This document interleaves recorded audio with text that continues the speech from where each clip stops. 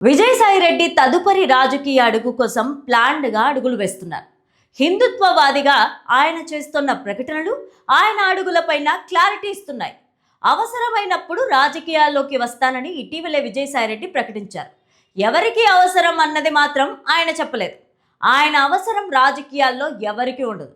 ఆయనకే అవసరం కాబట్టి మళ్ళీ రాజకీయ ఎంట్రీ కోసం గ్రౌండ్ లెవెల్లో రెడీ చేస్తున్నారన్న అభిప్రాయం ఆయన ఇటీవల ప్రకటనల ద్వారా వ్యక్తమవుతోంది.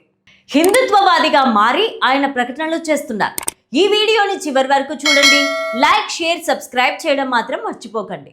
రాజ్యసభ ఎంపీ విజయసాయిరెడ్డి జనవరి 2025లో వైసీపీ పార్టీ రాజ్యసభ సభ్యత్వానికి రాజీనామా చేసి పాలిటిక్స్ నుంచి రిటైర్ అయ్యారని ప్రకటించారు.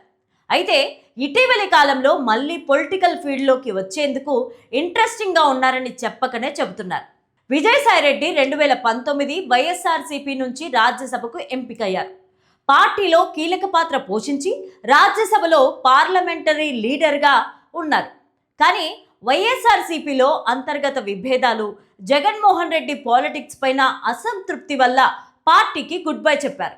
ఆ తర్వాత వ్యవసాయం చేసుకుంటున్నానని, తాను కేవలం రైతును మాత్రమే అని చెబుతున్నారు. ఇటీవలి కాలంలో హిందుత్వవాదం వినిపిస్తున్నారు విజయసాయిరెడ్డి. ఆలయాల నిర్వహణకు సనాతన ధర్మ బోర్డు ఉండాలని జనసేన చీఫ్ పవన్ కళ్యాణ్ డిమాండ్ చేస్తున్నారు. ఇప్పుడు అదే డిమాండ్ను విజయసాయిరెడ్డి వినిపిస్తున్నారు. హిందూ దేవాలయాలపైన ప్రభుత్వ నియంత్రణ సమస్యకు పరిష్కారం చూపాలని అంటున్నారు. ఇతర మతాల సంస్థలు పూర్తి స్వయం ప్రతిపత్తితో పనిచేస్తున్నాయి.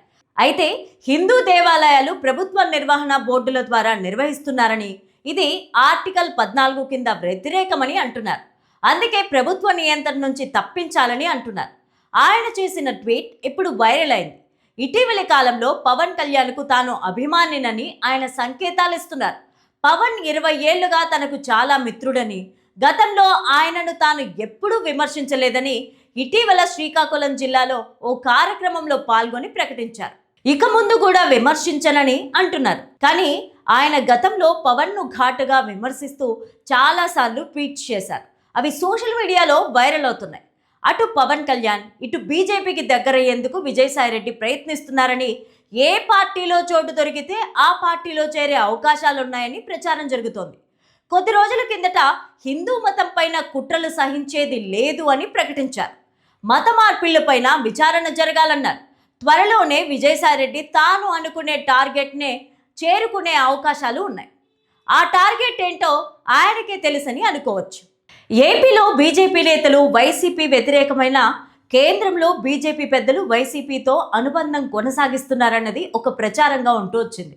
తాజాగా దక్షిణాది ఎంపీలతో, అందులోనూ ఏపీ ఎంపీలతో మోదీ మాట్లాడుతూ ఏపీలో వైసీపీని గట్టిగా టార్గెట్ చేయాలని కోరడం చూస్తే వైసీపీ మీదకు బీజేపీ జాతీయ నాయకత్వమే దూకుడు చేయాలని చూస్తోందని అంటున్నారు.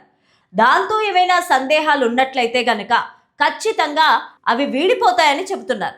ఇక ఏపీకి మోదీ వస్తే గనక ఈసారి బహిరంగ సభలో జగన్ మీద నేరుగా అటాక్ చేస్తారని ప్రచారం అయితే గట్టిగా సాగుతోంది. ఇప్పటిదాకా మోదీ సైలెంట్గా ఉంటూ వచ్చారు. కానీ దేశంలో రాజకీయం మారుతోంది.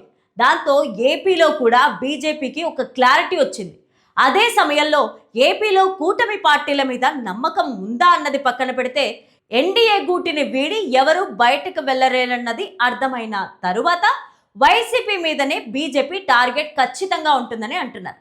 ఇక ఏదేమైనా షాకింగ్ పరిణామాలు చూడాలి అంటే గనక 2026 వచ్చేదాకా వెయిట్ చేస్తే చాలు అని అంటున్నారు. అదన్నమాట మ్యాటర్. ఇక వైసీపీ అధినేత జగన్కు ఇప్పటి వరకు జరిగిన రాజకీయాలు ఒక ఎత్తైతే, ఇక నుంచి మరో ఎత్తు అన్నట్టుగా రాజకీయాలు ముందుకు సాగనున్నాయి.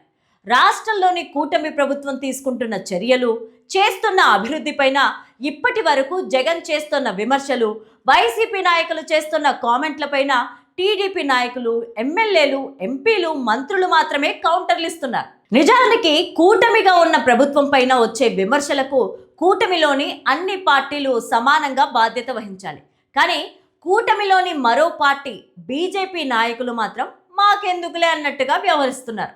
తాజాగా ఈ వ్యవహారం పైన ప్రధానమంత్రి నరేంద్ర మోదీ స్పందించారు.